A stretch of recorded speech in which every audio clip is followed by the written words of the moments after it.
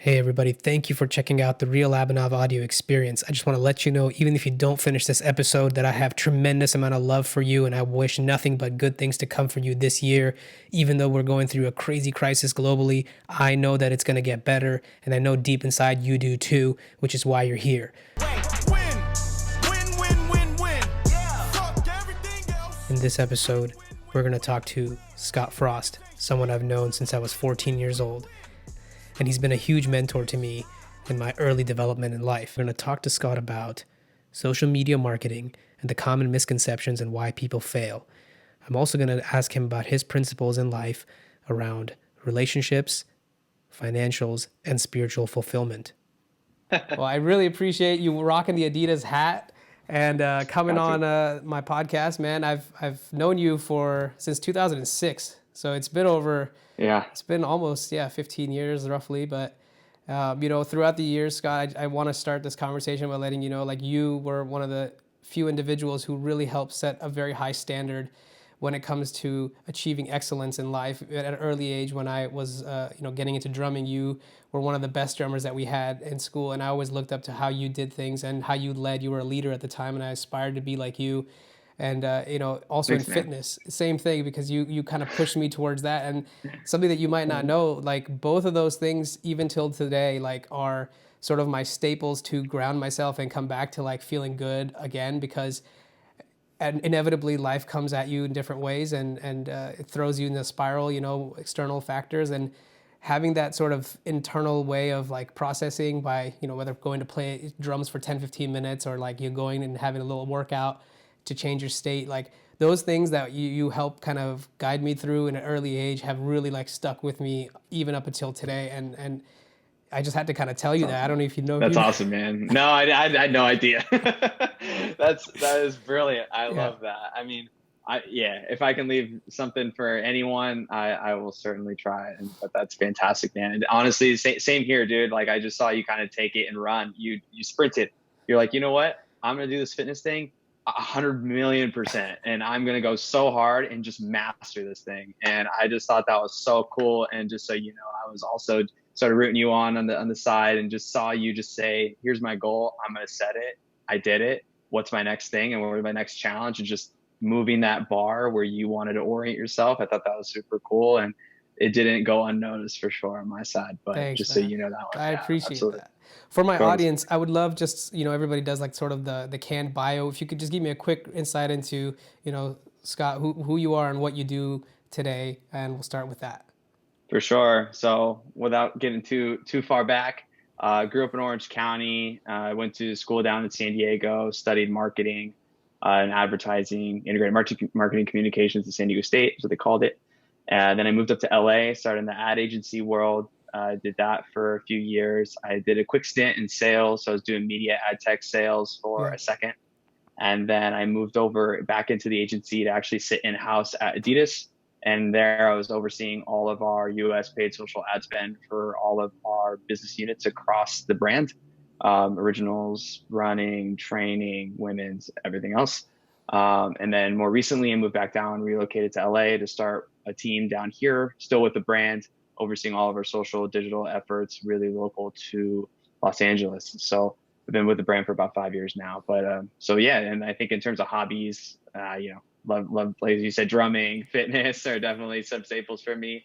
Snowboarding I picked up along the way, and also just finding time to give back here and there. But yeah, I think it was in terms of a professional craft, it's always been in the digital marketing space heavily, and then kind of branching out and doing some things from there. But that's the quick rundown. Thank you. Thank you. I'd like to dig into that a little bit about the digital marketing piece. Like, in your experience, you've been doing this for a little while now, and especially for a huge brand, big German shoe company like Adidas. I'm curious, what has been sort of your learnings? What are the most common misunderstandings that people have when it comes to the digital marketing space? Because everybody right now with a phone thinks that they can be a marketer on social media and run an Yeah. ad agency by running post ads and stuff like that. But I'd be curious, from a professional like yourself or working for a brand that's actually well known worldwide, what are some of the misunderstandings that you think people kind of look at your profession as, or probably, ask you around the streets? I think there's a lot of ways you could tackle that question. I think the first and foremost, though, those who aren't really ingrained in the professional world of what marketing is, it is a huge umbrella encompassing of a tremendous amount of things that I think people sort of pick one and say, I do marketing. Yeah. So they might say, I do marketing at X company. It's like, well, what do you do? I do events. Oh, well, that's just one thing. You've got maybe 15 things that falls under marketing, right? So it's everything from the communications planning to the strategy to consumer insights to all of the digital channels. And even that's its own little umbrella. You've got search, email, affiliate, social, everything else under that. You've got your events, you have retail, you have consumer experience, you have your CRM management. So all of these things are really Yeah. what marketing is. I would say the big thinkers are probably obviously like the Netflixes of the world who really try to drive culture through their marketing. But I would say from a broad sense, I think that's a misconstrued thing that a lot of people kind of throw that word out pretty loosely, but there's actually quite tight definitions between each one. And there's massive teams, even at a brand like Adidas, that tackle each of those things individually. So I'd probably say that's the first one. Second one, I would probably say in terms of the digital and social space specifically, people tend to think, oh, you just run the Adidas LA and NYC channels that you just go take photos and post them, right? And it's like, well, there's a lot of things that come underneath that. So you talk about contractual obligations, you talk about your talent management, you talk about your legalities in terms of like what you're allowed to say as a brand, what you can't say, what you can say. When people are doing things on behalf of your brand. So we have our athletes, we have our influencers. When they're posting things, they're all representing us. So if they say something incorrectly, then that comes back on us and we have to manage that. And so a lot of that has even when it's down to the details. I'll give you an example. So if we're ever doing a shoot, let's say production also is included in this. If you're shooting somebody who's a talent and they have a tattoo in their arm, we've had somebody come after us and try to sue us as a brand because we didn't get the rights from the artist who did the tattoo for the person who we were shooting. So Wow. that's how crazy it can get.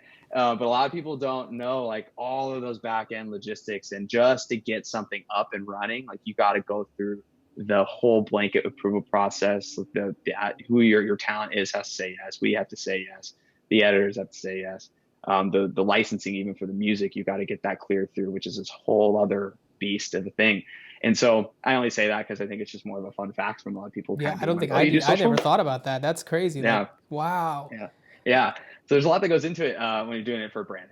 Publishers are a little bit different. They don't have sort of the backbone because obviously when you're at a big brand, people like to go after you for what you've got. And so Yeah, for if you're a sure. They would, smaller, everybody wants to get a little piece of that money pie, you know? yeah, Yeah, exactly, for sure. exactly. But honestly, it's also I think one of those fields where everybody's trying to figure it out day to day. Is it even now like it's probably more prevalent than ever now. Well, that's a good Um, question. I don't want to interrupt, but maybe you yeah. can tie this into this. What are the most like I guess common reasons why people fail in marketing then because of, you've probably tried 1,000 different things and seen some things work, and maybe you can tie that into your like misunderstandings topic a little bit. Yeah, for sure. So I think what a lot of people don't necessarily tie themselves to and probably take a little bit lesser of an importance to it, if that makes sense, is just frequency and consistency of where your core root value lies. Mm. So what ends up happening a lot of the times is people will put out a message, and I think a lot of brand managers do this as well. They'll put out a message, and they themselves will start to get bored with it, and they'll say, "Well, don't we need something new now?" And it's like maybe the way that you reflect your value can come through as new, but don't scrap your concept and start from zero and put Mm. something else out. And so I've seen that happen time and time again, where even by seasons, it's spring. So let's take it you half the year, half the year. If you say something one half of the year, you say something next half of the year. Typically, when you have a media spend amount, let's call it 15 million that you're spending over the first half of the year, your real audience, the universe of people you're reaching is probably around 30%, especially with the frequency of ads that somebody needs to see is around 10 before they actually register or take an action on something. So Wow. it takes a long time to consistently say what you want them to know about you and what your values are before pivoting and doing something else. So I think if the brands do it great, right? It's like the Nikes of the world. Just do it. They've said it for 40 years. You know Yeah. exactly what they're all about. Apple, innovation, design. That's it. That's what they've been for since Steve Jobs started it. And there's no doubt about it. But that takes a long, long time to do that. And there's also a lot of different research studies that have shown that a lot of marketers try to take the short term view of what's driving performance, which it will. So it looks like this, just up and down, versus if you take a longer term brand building approach, which won't get you the spike of results now, but it's more of a step ladder that does this. So over Right. time, you're kind of over here, but in your short term, those people are kind of still down here. So your growth really happens when you're looking 3, 5 years out and you really know what your brand is And you're about, what you want consistent to with say the about it. messaging and you're not changing it all the time. But how does that Yep. translate to some, I know it's really makes sense a lot for like a big brand like Adidas or Nike, but like for people that are trying to be individual brands or independent, like sort of, like influencers. I'm curious, even myself, like I've put myself in a bucket in the past where when I was doing bodybuilding, like everything about bodybuilding was like my life because that took up so much of my life. After I, stopped doing that and I started to go into more, technical career advancements and I started building relationships with people in the business side, I couldn't really like bring that same character there because that aggressive dude in the gym is not the same guy that's gonna, help a customer Yep. close business and grow and all that. And so kind of having to pivot that from a personal perspective, I think when you say like, oh, when somebody says that I'm getting bored of saying the same thing over and over again, I think that just comes down to like, well, what are you really looking for as the outcome here? I mean, are you trying to be an authority figure or, I'm curious what you would tell someone as an individual who's trying to build their brand on social media, because it's tough for human beings to be so narrowed to one thing and be so defined by one or two things. Like, how does somebody kind of navigate that from your sort of professional perspective? Yeah, it's a great question. And honestly, what I would say is that it will take you a longer period of time to really build your substantial base of what your value is if you don't remove that, because you can always slot that into, I'm going to even call them tactics, but that could be wherever you end up going. Yeah. But your baseline altruism, let's just say that's your thing, that's going to take a long time to consistently get after versus somebody, if their goal is to say, I just need followers right now. Yeah. There's things you can jump into to do that. So it's like you can start posting like funny things. It's like the things that people tend to go to The is low like, hanging fruit that just works because it's like right, emotionally easy, cheap. Yeah. exactly. It's like, what can I get now? Is it funny or can I share it? Yeah. That's kind Yeah. of it. And so, but sometimes, and we come across that ourselves too. It's like, well, if I really wanted this post to go insane, I would just pick some ridiculously arbitrary piece of content that would probably just blow up. But does it align to what we really want people to take away from us? So Right. I think that's the bigger difference. But there's ways you can partner with people to play in those sandboxes that kind of tick that box, but you authentically weave yourself into it. So for example, if you were like, I know this meme account that posts super funny things, but I really just want myself like just sheer awareness play. If I have something that's bodybuilding related, if you happen to be in that space at that given time, you partner with that person and be like, hey, like I have this piece of content for you. Can I get some love like from your channels? And Right. I had a similar friend who was he still is, I guess, is trying to get into being a streamer in the gaming space, Yeah.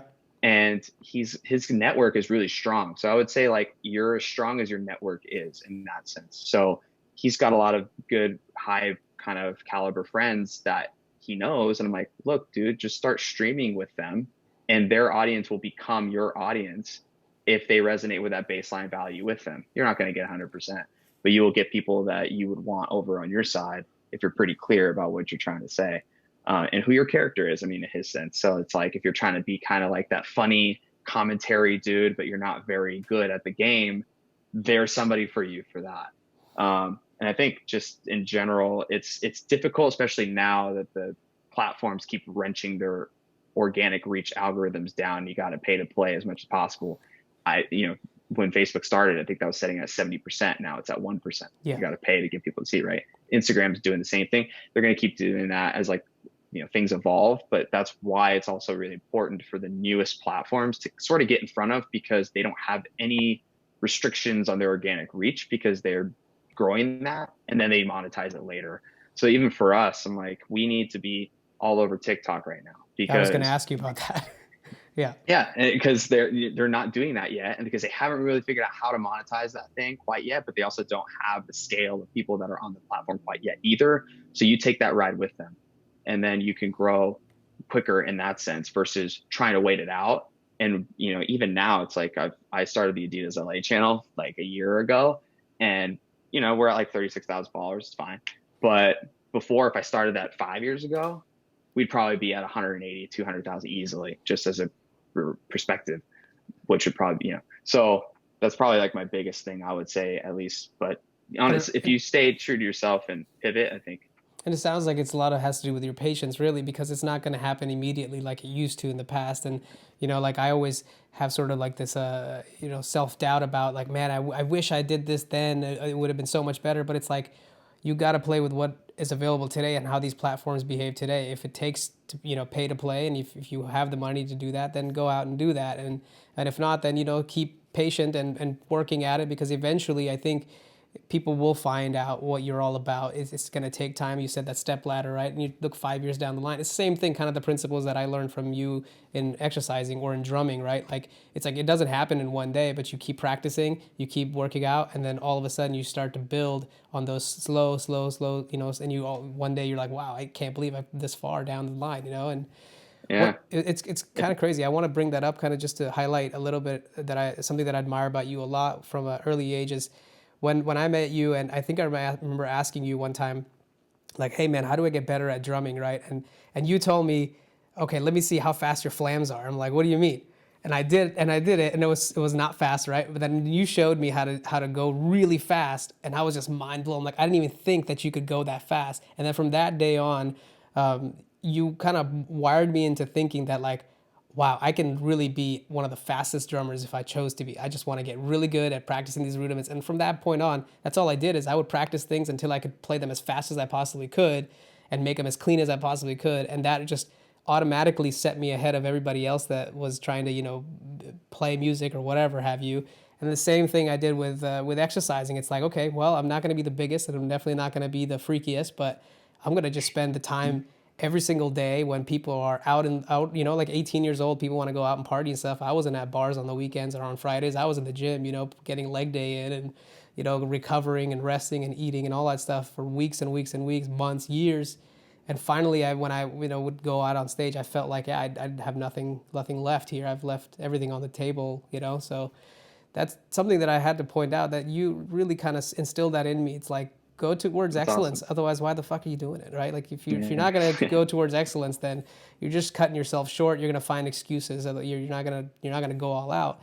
And I'm thinking, Yeah. how does that mentality for you? How's that translated in when you got into marketing? Like what was that journey like for you, and how have you kind of stuck through that same mindset through the years? Because marketing can get very old. I'm sure it's like if you do the same thing over and over again, it can get very old. You're like, okay, yeah, we got to do another post with another influencer talk about the same thing. So how do you keep yourself refreshed in that? Yeah, for sure. Yeah, so I mean, a couple things. So I think the first thing is that I've always been one to ensure that I can set a goal and a plan against it, but for short term, right? But then there's also a long-term North Star to keep yourself oriented. Mm, Because if you don't have that, then you won't necessarily choose the best decisions and opportunities to come your way to really align with what you really want at the end of it. But in order to that stepstone, you kind of got to plan a little bit more short term. So I mean, my life's example, I guess, is for me, I always thought that digital was the future. Like mm, everything will be connected. And I'll take an example of TV ads, right? Back then in 2011 or when I started, I was kind of the one saying, well, in the future, all of those ads you see on TV are going to be plugged in digitally because we're going to have more data on who's living in the household, what are they spending, what are the age brackets, all that stuff. And it's going to be tailored, but that's how they're going to do it. You can't do like a one size fits all. right. Now, that's still far away from now. There's a lot of like tech that has to be developed for that, but it'll come. But for me, I was like, I want that because I know that's sort of future proof to some degree, but also that it changes all the time. So I was like, that's fun. I like to problem solve what's happening with this. And so right now, from that point, I said, okay, what will my ultimate job be? Like, what would I want to do? It's like, all right, I think it'd be really fun to be like a chief digital officer. Now, that job doesn't really exist at every company out there. There's a few, but I think it's interesting who does have them. And of course, it's the most resourced companies because they can kind of get ahead of stuff first. And that's usually what I look towards as well. It's like, all right, like what are the newer things that these guys that have all of that are doing and orienting? So then I was like, okay, what do I need to learn to get there? I'll start in the media space because a lot of things are kind of oriented around media. I think what people are, get interested in is like not only from paid but organic. It's like, how does the PR and editorial world work? How does that work in conjunction with paid? Like, what are all the assets to do that? And usually media is some of the biggest budgets that brands commit to. And I wanted to master that because if you're going to be spending half your money on marketing, but media, kind of going back to the pillar thing, I want to make sure I master that and know it well. And so did that for a few years. And then I moved more specific into the social space. And I did that because one, it's not going to go away. We all need to stay connected. And no secret that some of the best companies in the world are oriented around that principle of doing so. And it's only been, getting bigger since then. So I wanted to make sure that I got a good sense of how that all worked, paid and organic as well. So then when I moved into a more broader digital space, I was like, cool, I got an anchor in media. I know that extremely well. Cool. I got an anchor in social. I know that extremely well. Where else can I start to branch in and plug into? And right at that point, I was more focused on integrations, digital to physical elements and aspects. So whether that's retail stores, whether that's billboards or experiential, what have you, how can we start integrating some of those things into those physical environments? And I still think that's kind of where I like to think about more so. Mm-hmm. But so it's almost like those are all little soft skills that are leading up to what I think a chief digital officer would have to know. And I have a few more of those, I think, areas I would probably want to move into as I kind of move forward in my career.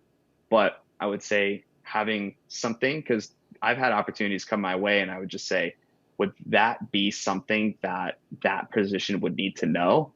And a lot of the times it's no. So I'm like, okay, I'm not going to do that.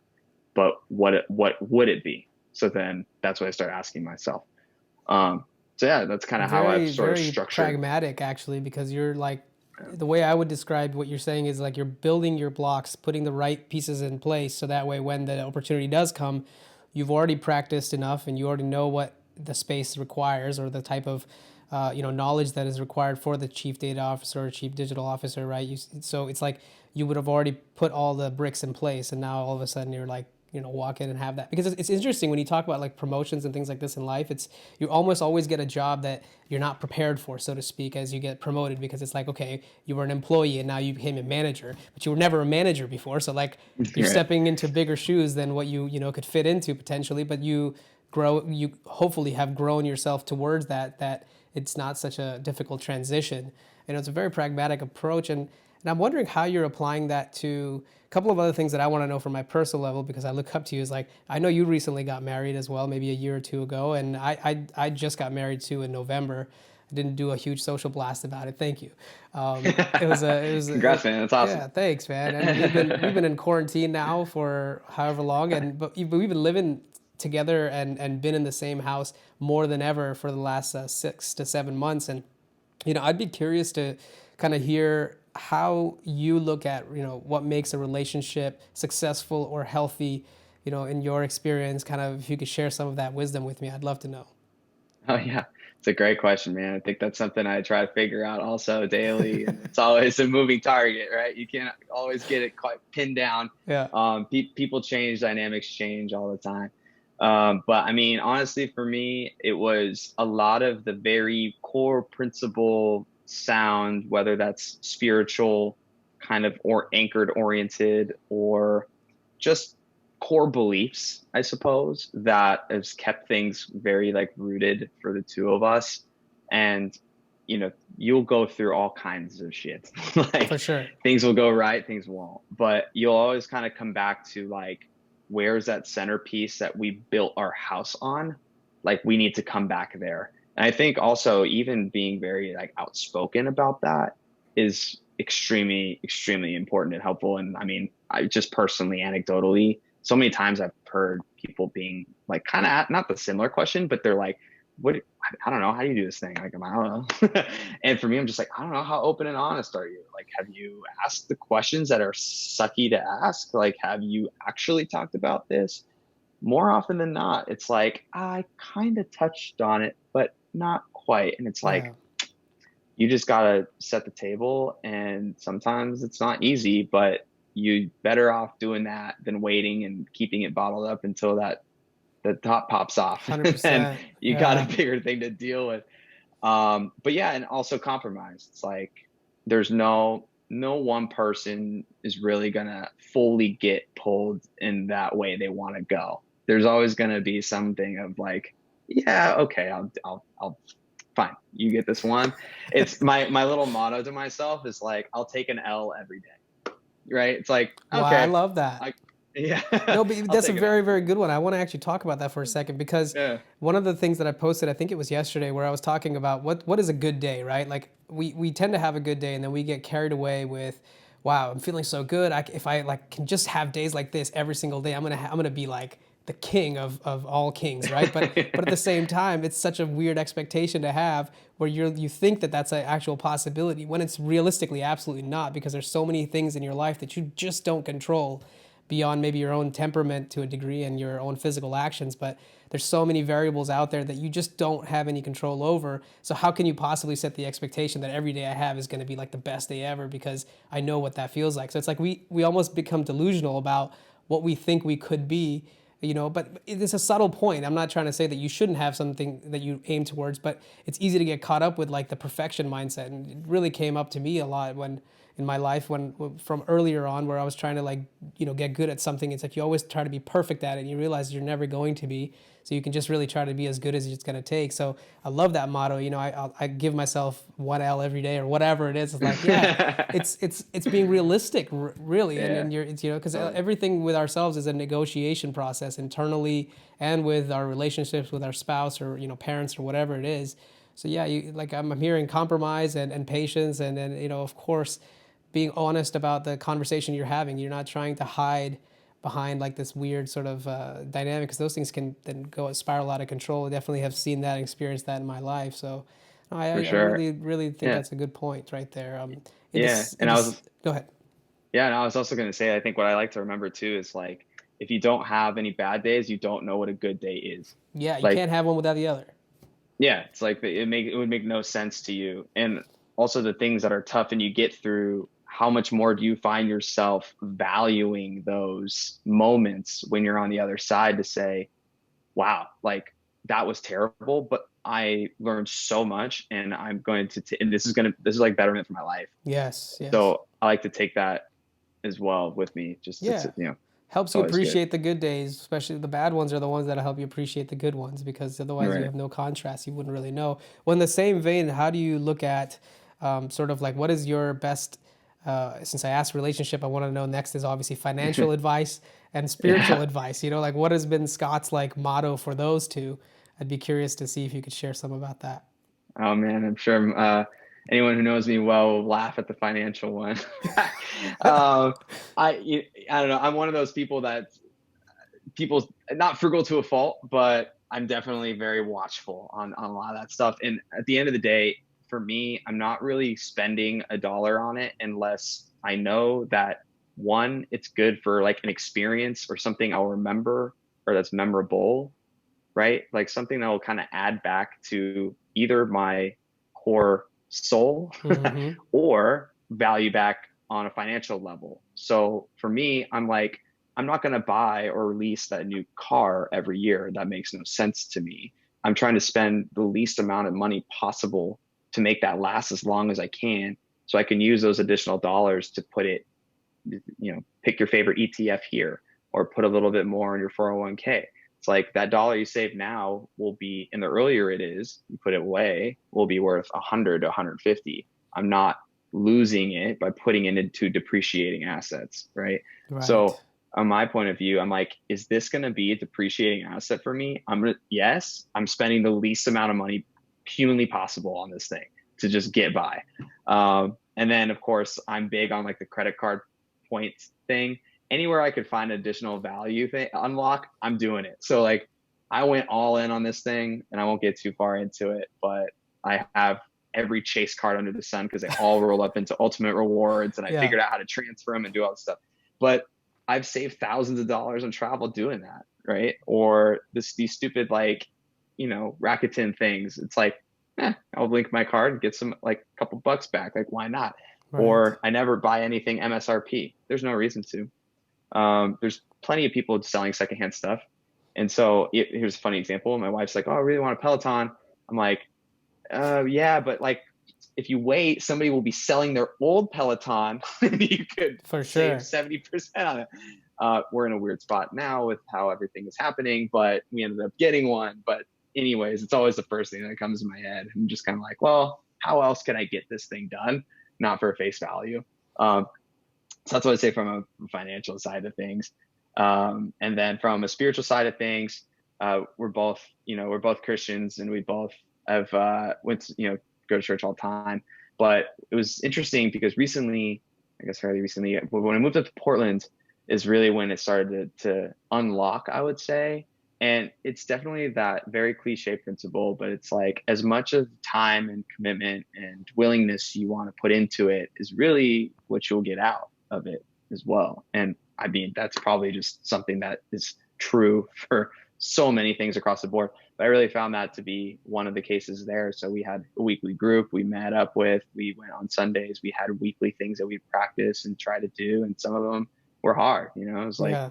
even like, yeah, for me, it's like my brain kind of just likes to run. And so meditation is like tough.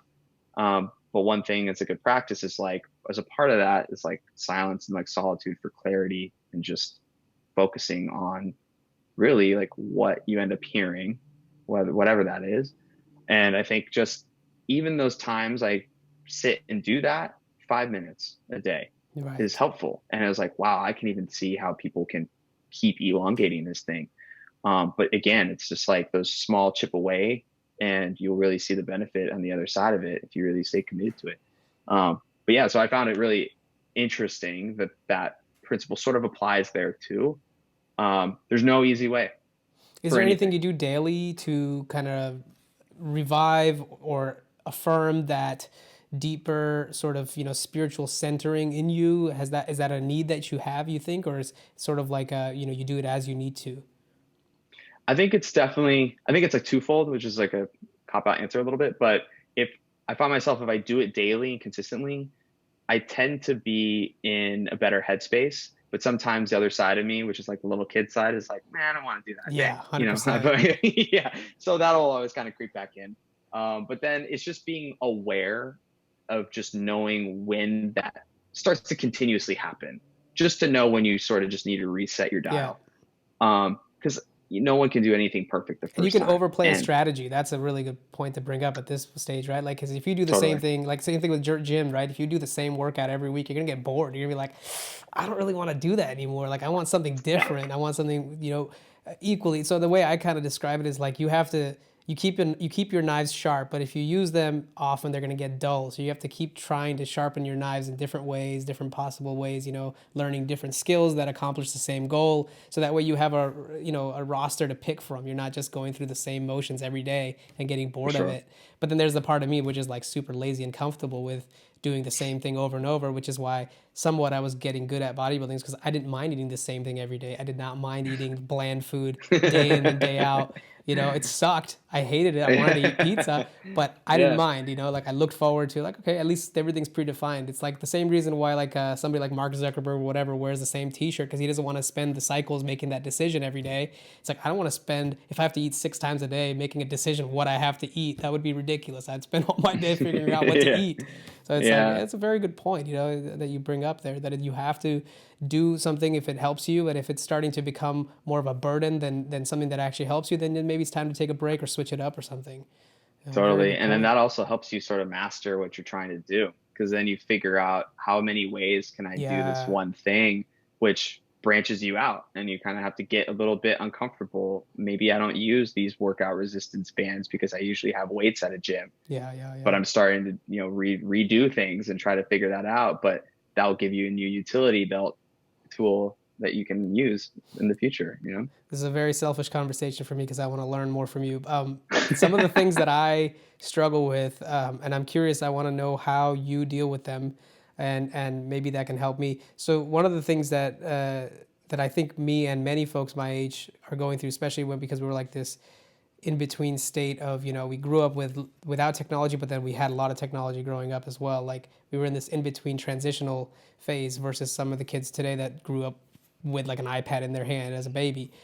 How do you deal with anxiety when it comes up to you? And like, and I don't even know if you really suffer through that much, but that's one of the common things for me. That's why a lot of my content is around anxiety, because I, like you, my mind will start running like crazy, and I can start to spiral into all kinds of directions. And I'm curious, like, how you choose to deal with that. And with the same lines, the other questions around judgment is because, when you work in marketing, so sort of like the impact that things have when you put them out, because there's human beings at the end of the day that are looking at the screen to interact with this content. But even for you in a personal level, how do you deal with like the sort of day-to-day anxieties about life and the future and the unknown, and as well as judgment that comes from kind of trying to be more of an authentic self? Because I know that you do that for yourself. You try to be as real as you can be, but how does that work for you, like the judgment anxiety? Yeah, for sure. So I think I'll talk of the first one initially. So I mean, anxiety is something that is so easy now. Like, how many times is your brain stimulated in a given Yeah, day? I mean, even from an ad perspective, just with that professional point of view, it's like I think you're exposed to 250 to 300 ads every day, whether yeah, people you know it or not. And I've actually kind of made note of that one time. And I was like, is that true? And I'm like, man, it's pretty close. It's pretty close. Every time you look at anything, there's something there. It's a logo. There's just something. But I think that people try to, or I think what ends up happening, at least for me, anyways, is like if I start to think too much, too big, what am I going to do for the rest of the year, and what is this going to look like, and how am I going to get there, and like just this snowball effect of questions mm, ends up not necessarily being helpful, because to the earlier point, you can only control what you have today. That's why they call it the present, right? And so if you break it down and start to make your building blocks, it's almost like the same pragmatic approach, I suppose, of how I kind of think about my career. But even on a day to day, it's like, what do I need to do today? Let's not figure out tomorrow yet. I'm not there. I'm not ready. But what does that have to be? Do I have to take, I need my 15-minute quick little like meditation session. I need my 30-minute workout, whatever it is. And I think it starts physically. Like for me, I think just doing an action sort of resets where my mental state goes. mm, So even if it's just like, I'm going to take 5 and go on a walk and just breathe in for 4 seconds and breathe out for 4 seconds. Starting that tends to just slow the RPMs a little bit, but that gives you a little bit more of like, oh, right, I need to remember that cue, that whatever that works for, everybody is different. But right. for me, it's just like, this is the thing today. Because if the more you can break things up in chunks, the easier it is to get through, right? It's like how usually big projects happen. It's like, Right. this is going to be a 2-year long project, but I'm breaking this down in quarters. I'm like, I don't even care about the output at the end right now. I just care about what I need to do in this quarter. How is that going to happen? So I tend to try to like distill it down as much as I can. And like, yes, you want to formulate plans, but that's like, for me, that's like anxiety alarm bell kind of action. Yeah. um, but after you kind of get through that is more of like, okay, now let me reapproach what my plan needs to be. And then I'll sort of massage things from there and be like, okay, here's my new timeline for this. And I want to get this done by that time, and kind of break it down that way.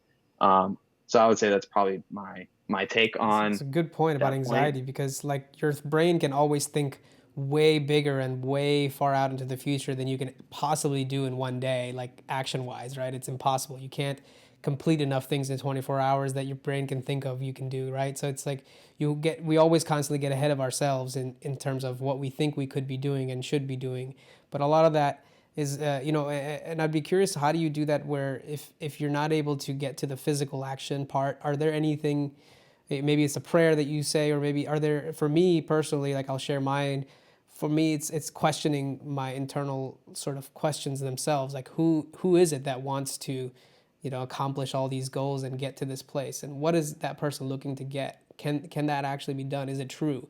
I call it introspection, or dissecting your own questioner, right? Like who is inside of you that's asking that question, and all of a sudden you can kind of return back to that place of silence where you're like, yeah, it's just there's nobody. It's just they're all ideas. They're just coming and going like Yeah. passing clouds. And that, for me to do that, it's more of just I can sit on the couch and do that, because like you, right, that the little voice sometimes comes in and you're like, I don't want to go and sit and meditate. I don't want to go for a walk. I don't want to go work out. I feel like Yeah. shit. I don't want to do anything. I just want to Yeah. get Yeah. out of this state. So for me, in Yeah. that sense, what works best is like just saying thank you to whatever's happening. It's like, even though this sucks, I'm thankful this is happening to me, because it's here for me to learn something from, and this is gonna make itself better eventually, and I just gotta embrace it. Like, going back to the earlier point, you wouldn't know what a good time is unless you've had a bad time. You wouldn't know what a peaceful moment it is unless you've had a crazy anxious filled moment. It's like they're Yeah.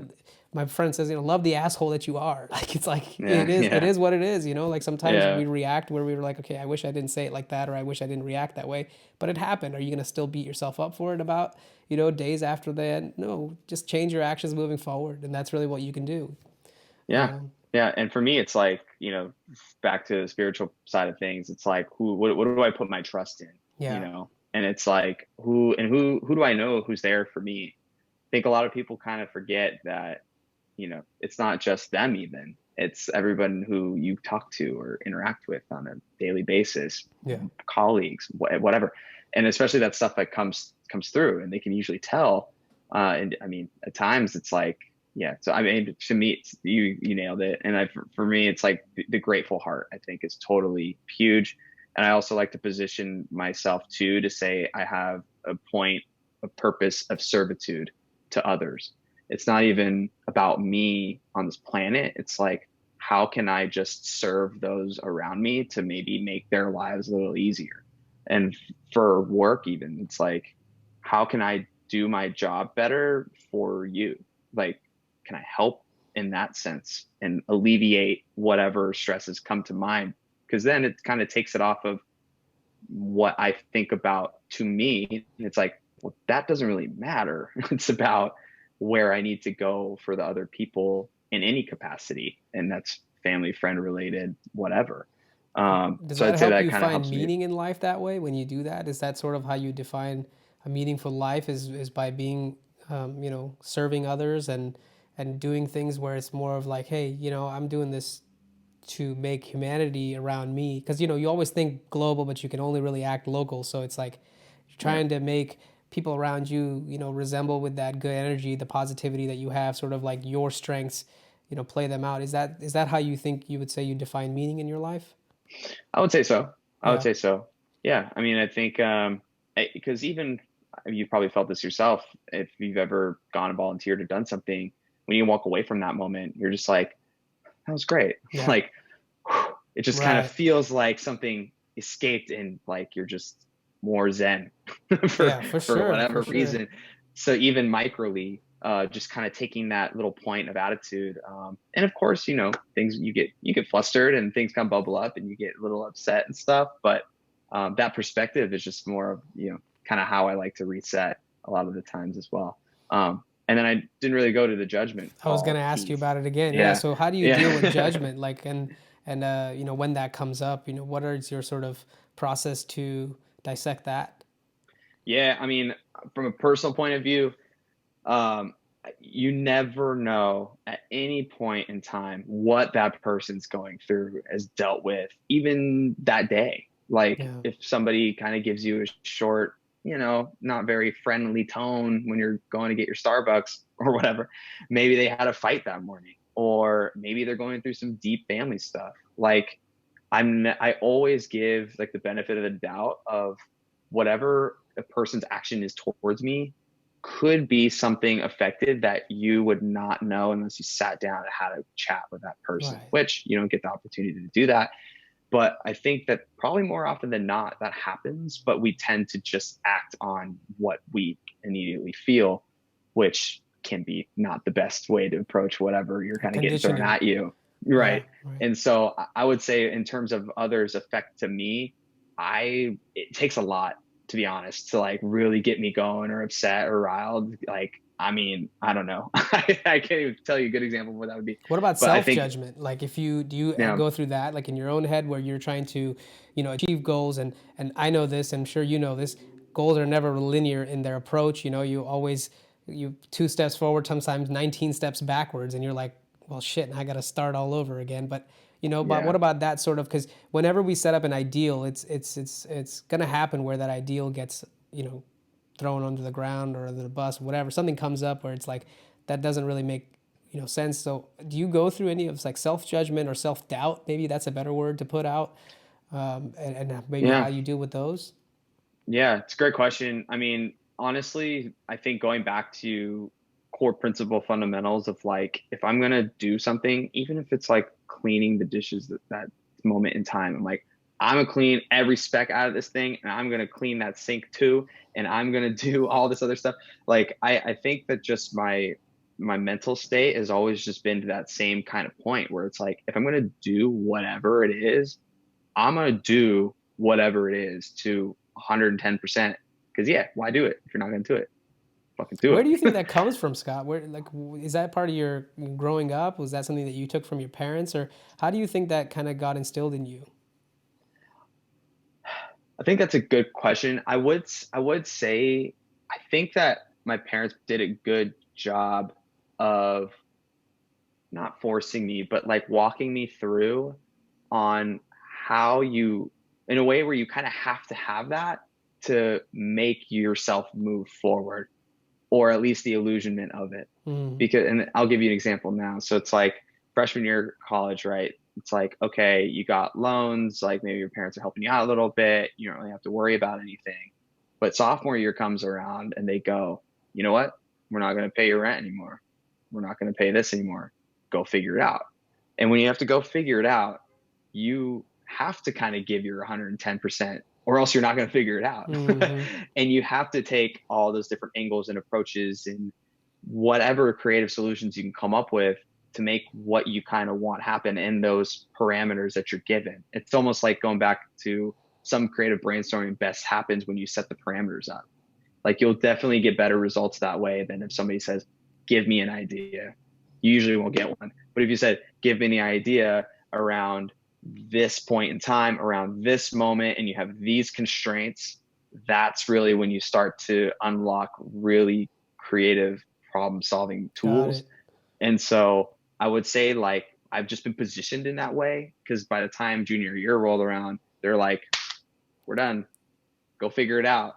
I'm like, okay, let's go figure it out. Right, And right. so and so yeah, and like I mean at that point in time, like for of course all the pressures that you get. It's like you gotta have your internship, you gotta have your job, you gotta have your full-time gig. And like at the time I was like president of my fraternity and there was just like so many things happening and you kind of had to give it all as much as you could to all of those things to know like that would get you to wherever your next foot forward would be.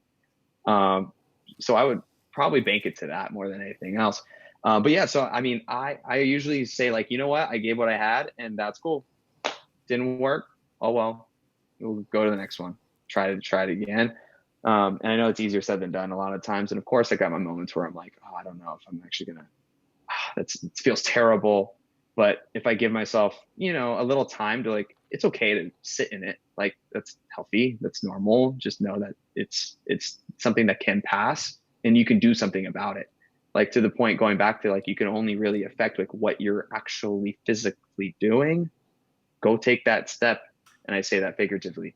Maybe you write your thing or you do this other thing. If you write a book, you don't write the whole thing. You outline first. Right, You right. start jotting things down. Start with what Um, you can, right? Do the start with smallest what you thing that can. you can to move in that direction. This is something I talked to a few other people about, that like our brain tries to rationalize our actions. And especially if you're a little bit smart, or halfway decent smart, you tend to get sort of cut by your own sharp knife of intellect because you're too smart for your own good. It's like, well, I won't do this because I know that if just doing this little thing is not going to really make that big of a difference. But the reality is, every small thing you do that is moving you towards that goal is actually building, like in the brick model, you're laying down bricks that are eventually going to be your house, right? It's like, that's true, but we don't look at it because there's like a bias towards it sometimes when we're too conditioned to believe like, okay, only bigger sort of outcomes matter and not the little ones, and we don't tend to do the smaller steps. That was one of the things that I was kind of learning when I was working out a lot. Is like, yeah, you can work out all day you want in the gym, but if your diet's not on point, if you're not resting and recovering, it doesn't work. It's like those things that you don't actually see or hear people talk about. Those are the things that actually make the biggest difference, because you're in the gym only for an hour, but you're outside of that, for 23. So what do you do with those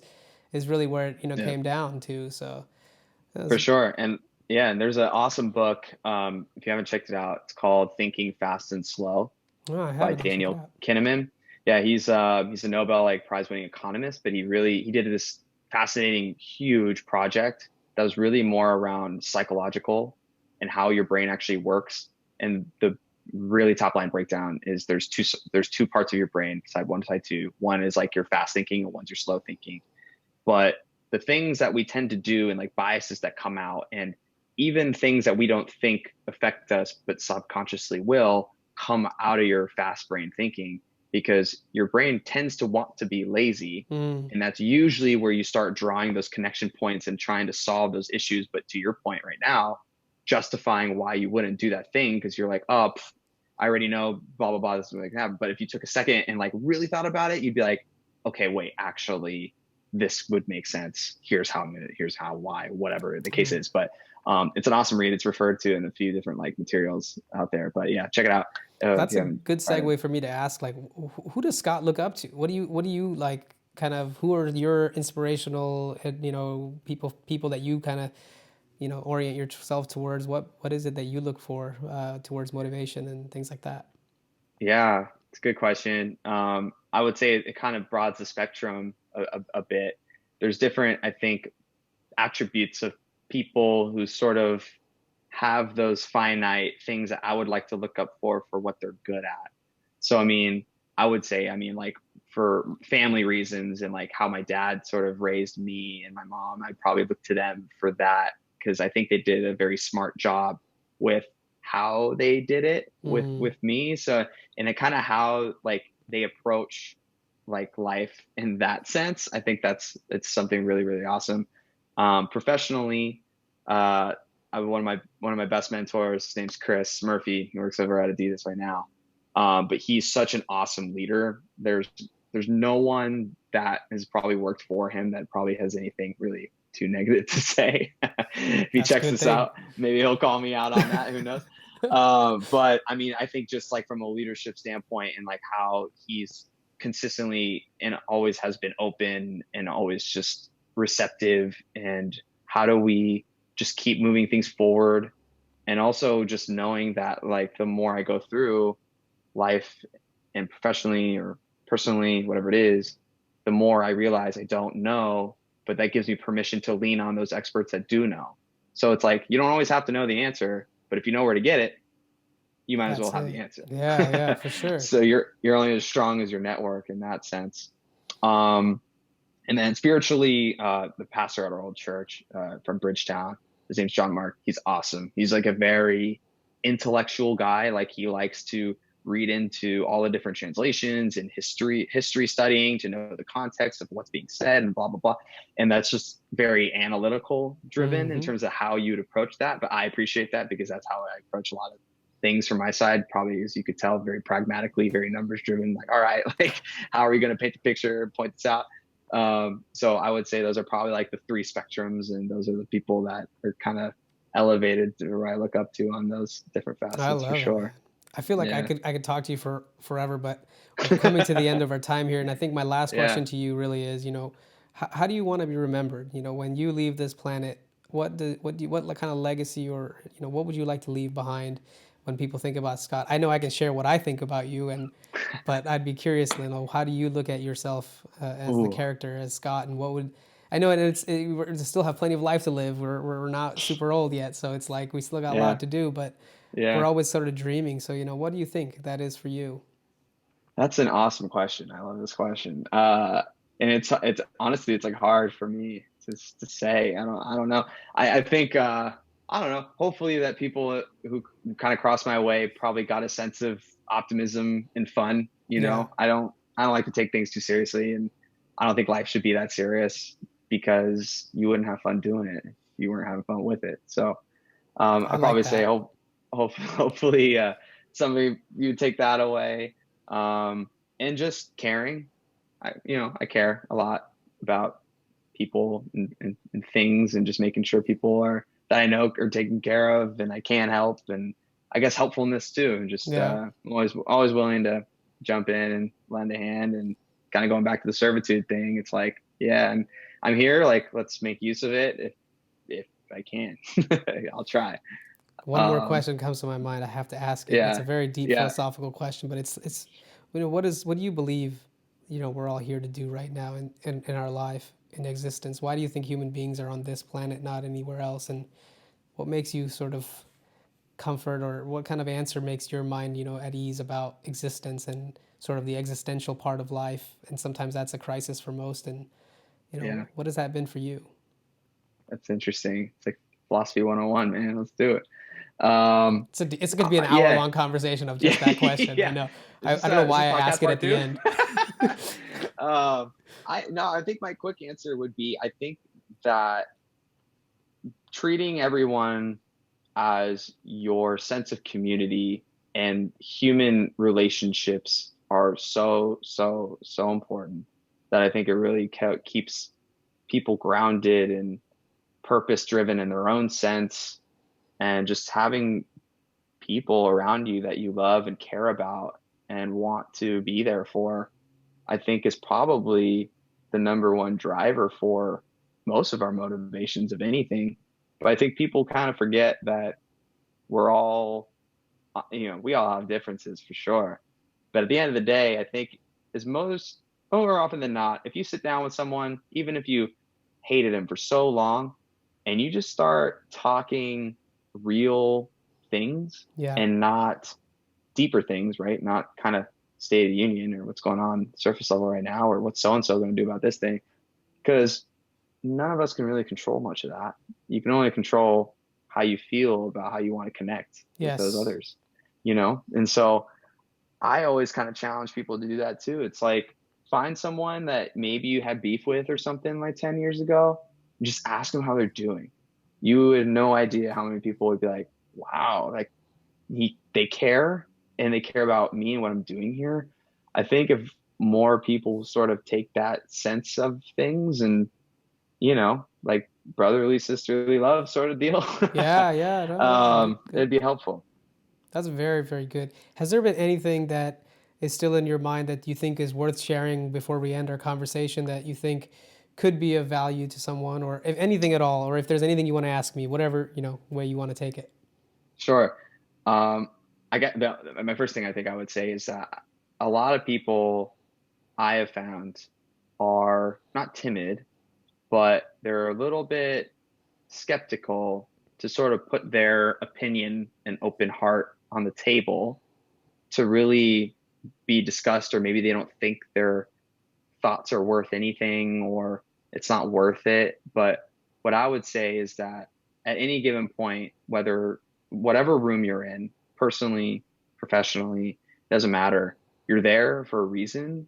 So you should give your stance and your personal point of view on whatever it is, in a confident sense, because that's why you're there.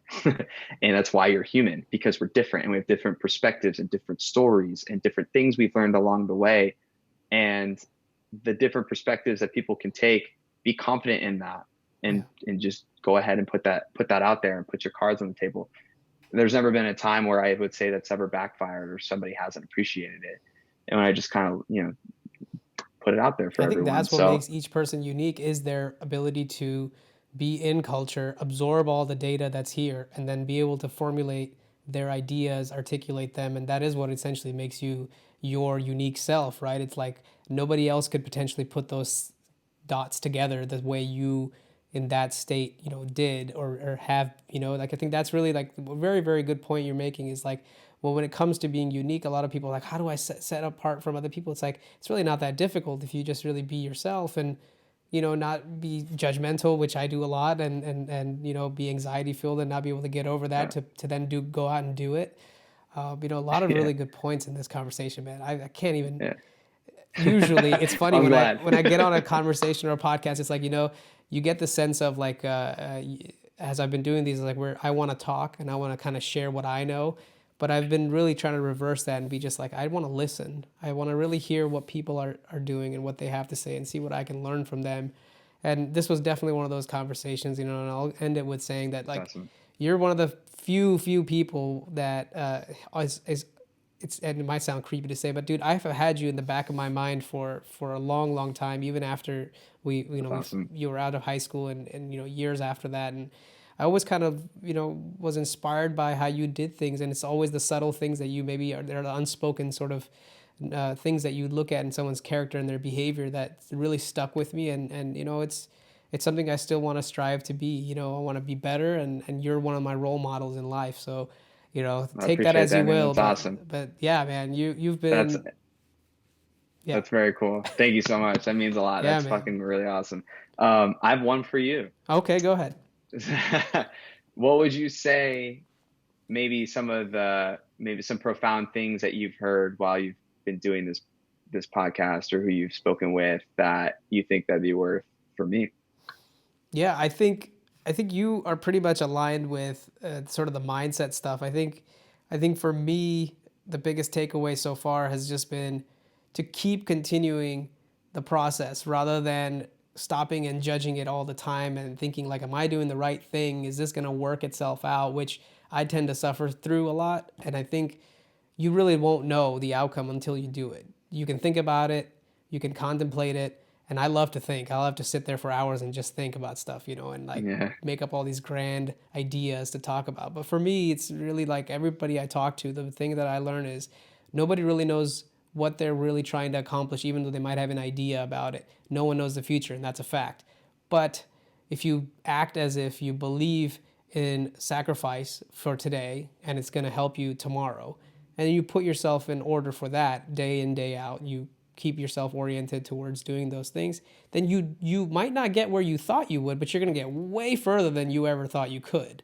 And that's sure. sort of been my like lesson so far in these series is you just don't doubt yourself too much, because you're Yeah, more powerful than you think. There's more power in your hands than you realize, and if you can really find a way to orient this thing, man, there's nothing more powerful than a human being. yeah. And that's kind of been my biggest takeaway so far, I and love and even that. from this conversation is that you've answered some of these things that I suffer through and go through, and yeah, it's good to see that like you don't know all the answers either, but you still stay strong with what you believe and how you do them, and that's what it's about. It's not doubting yourself too much, because there's no reason to. And yeah, That's I right. would say That's that. right. Awesome. That's Cool, great, man. man. Yeah, let me know whenever. I'm always around. Let's connect when life's back in real state. 100%. I can't wait for you to come Yeah. to San Diego or move here. You I got to can't wait, come. man. You always have a house here in San Diego, so keep that in mind whenever Appreciate you it. do. Awesome. Awesome. Thanks, Appreciate it. Scott. Likewise, man, up here. Yeah. Of course, man.